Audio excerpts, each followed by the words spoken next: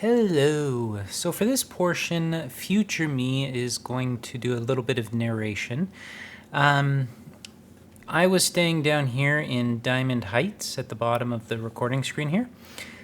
The drive that you saw, or at least the picture you saw, was somewhere, I think we were looking down Clipper Street towards No Valley into the bay down there as we were waiting to turn on to Market. Yeah, I think we were on this road looking to turn down to Market. We came down Market Street, followed the trolley's end line, I think it is. And then we turned on, I forget the name of the street here, Franklin, coming north. And then down and around so we could come up Geary, I think that's the name of the street, to the hospital, which is a bit of an odd entrance. So I'll drop street view here on the corner.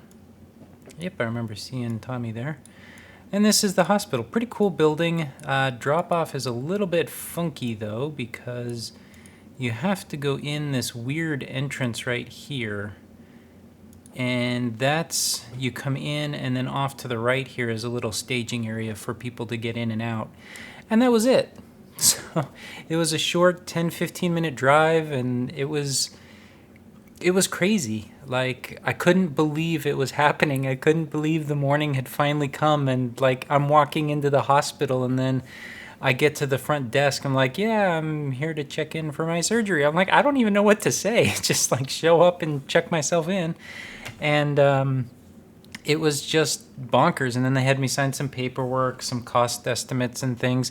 And then they had to ask me a bunch of questions for check-in, which I had not planned on. I got there, I was supposed to be there at 6 in the morning. I got there at about 5:45, 5:50, and I got a call at 5:55 or something, or just after 6, from the nursing staff saying, hey, are you coming in, or do we need to delay your surgery? And I'm like, I'm in the lobby, I'm filling out a bunch of paperwork they surprised me with. And like, oh, okay, we'll send someone down to get you. And so I'm filling out the rest of this check-in paperwork.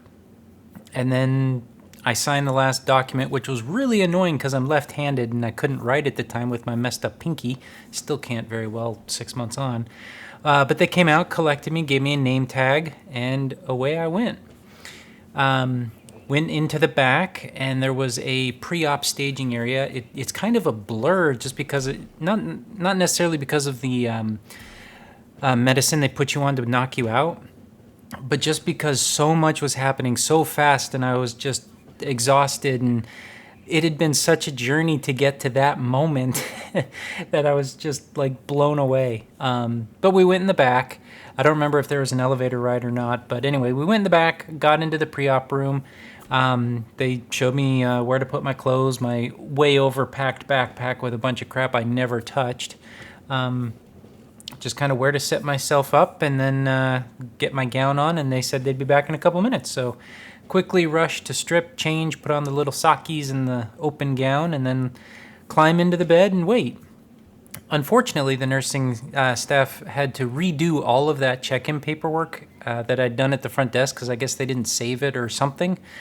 So they were kind of rushing to get through that, and it was making me a little nervous. And in part because of obvious anxiety, I'm completely alone, and I've got anxiety a little bit. It wasn't too bad, but I've got anxiety. I'm nervous. I'm just like, oh my God, this is happening type of excitement and nervous and everything wrapped up into one. I was a little shaking, more trembling, I guess, just kind of like with anticipation, excitement, and all these things. And I was still working on the colon cleanse from the night before, and the tenseness in my stomach kind of made me have to go. So I'm like, can I go? So they put the IV in, and then I had to haul that down and around the corner holding my gown close by my butt. And then went back to sitting there, and right after that, my doctor came in, which I was really out of it mentally. I was like dissociating because I was just like overwhelmed, so my natural defense mechanism of dissociation kicked in. My doctor came in and was like, Happy V-Day! And I was like, what? Because I didn't quite catch it, and then she said it again, and I went, "Oh, thank you," because I'm literally just losing my mind with everything going on. It was crazy, but we had a good talk, and then the anesthesiologist came in, and we chatted for a while. All the nurses are like, "We love your doctor. She's so calm and nice," and I'm like, you're awesome. I'm really happy you said these things. I liked my doctor already, but still, it was just like, okay. And then the anesthesiologist, we chatted for a while. He's like, oh, nobody remembers us, blah, blah, blah. We're the last person you see, but you never think of us again. So just kind of being silly and funny, trying to lighten the mood. Chatted for a little bit about what was going to happen, putting the breathing tube and stuff down my throat, taping my eyes shut, warned that there'd be some goop on my face and like sticky residue from the tape, and it'll just rub off in a day or two, not to worry about it. Throat will be a little sore. Some basic things like that. Then they left, and I just kind of sat there for a little bit, looking at the IV and reading the name tag on my wrist, and then the other name tag that said what all I was there for, and just started to mellow out. I was sitting there, it was calm, it was fine, and then similar to when I go anywhere, I tend to freak out a little bit, and then once I get there, I calm down and I'm fine. So when they got ready to wheel me out into the OR, it was right on time. So we wheeled out, we went to where we needed to go, pushed me into the operating room. I enjoy looking at operating rooms because they're just kind of unique, the way everything is set up, positioned, stationed, just kind of the way everything's laid out. I enjoyed looking at that stuff, especially after some of my leg ones, but I don't really remember those much because I was really out of it for that. But this one I remember pretty well. In the corner of the room, I could see the laparoscopy machine looked like a giant spider, which I thought was really cool because I hadn't done any pre-work. I knew what laparoscopy was, but I hadn't looked at what the machines actually look like. I knew they had the robotic arms and they would go in through 4 or 5 different incisions or however many they needed for the type of procedure.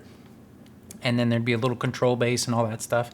But it was really kind of cool to see the actual machine in the corner and be like, oh, cool, that's what that is. And then they were getting the table ready, and then I moved over to, or right before I moved over to the operating table, the anesthesiologist gave me the big drug in the IV to kind of basically switch my brain off, which is common. So I shifted over to the table, and then everything kind of started getting blurry and fuzzy. I liked looking at the big televisions that they had up there with like the time, my name, what was going on, and they were going to display other things. Bunch of people prepping a whole slew of stuff in the room. I don't really remember what all they were prepping, but I remember kind of looking around and seeing a bunch of stuff. Some of the instruments on the table they were prepping, and that was interesting. I saw my doctor talking to somebody, I think, but at that point everything kind of got blurry. I remember them being very worried about my hand. I'd wrapped it extra carefully, and I'd even wrapped it with an extra protective layer in a different way so that the pinky would be fine. I had the brace on, so I remember telling them, it'll be fine. You can put it on my side, you can put it on my chest, you can put it wherever you need to. The finger's wrapped in a metal protective thing, so it should be okay even if you bang it a little bit. And then I remember they were worried about my hair because I had it in a tight, low ponytail, and I just said, let me loosen this.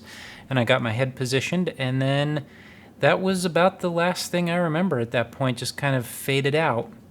And typically, you're not entirely out yet because they may need you to move or shuffle, but then they start the intubation and knock you out completely. So that was about it for pre-op stuff. I remember waking up many hours later in post-op. Some of this will be covered in the vlog, but I know you kind of, you're sort of there, but they can tell based on your responses that you are not coherent yet.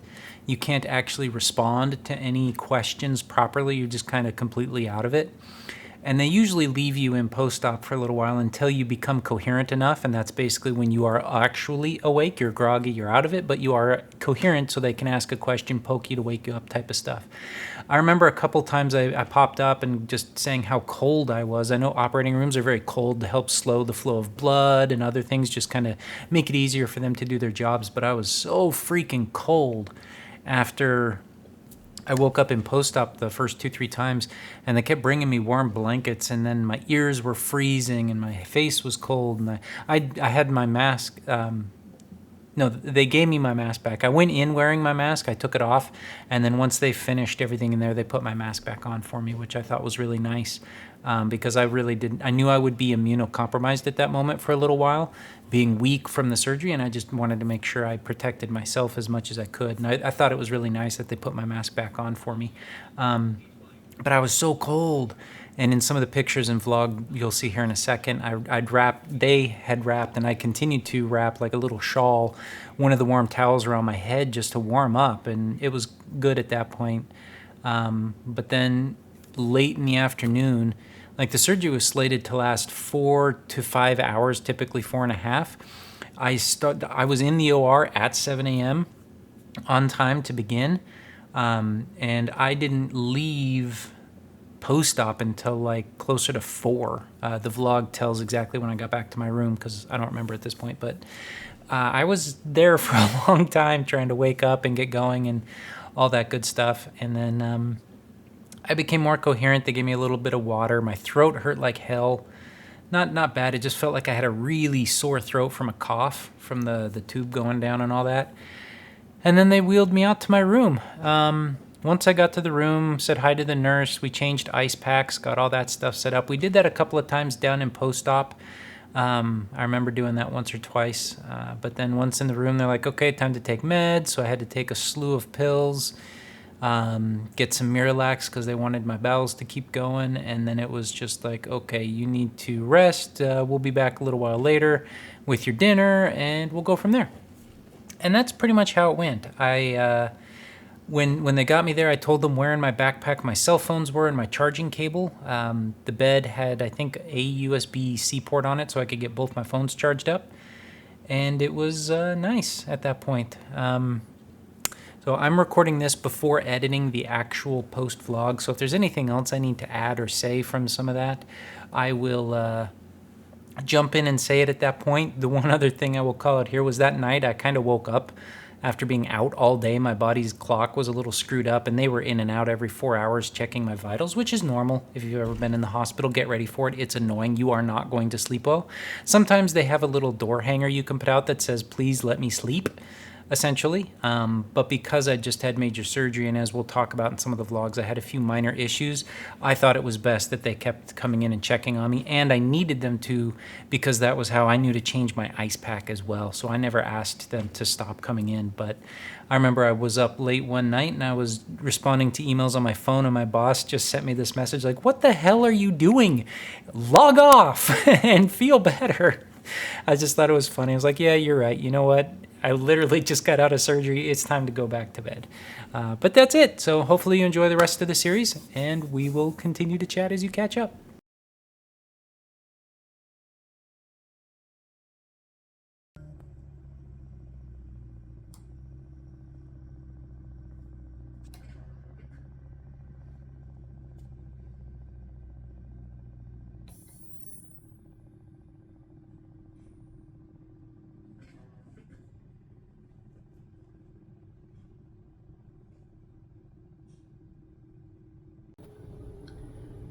Hello, just a little update post-op. Sorry for the lighting, it's getting dark. And I'm just finishing dinner. My throat's a little scratchy from being intubed with the breathing tube. Otherwise, everything seems to have gone pretty well. I entered surgery about 7:15. Surgery started about 7:30. I got to my room at like 4:10. That's pretty much it.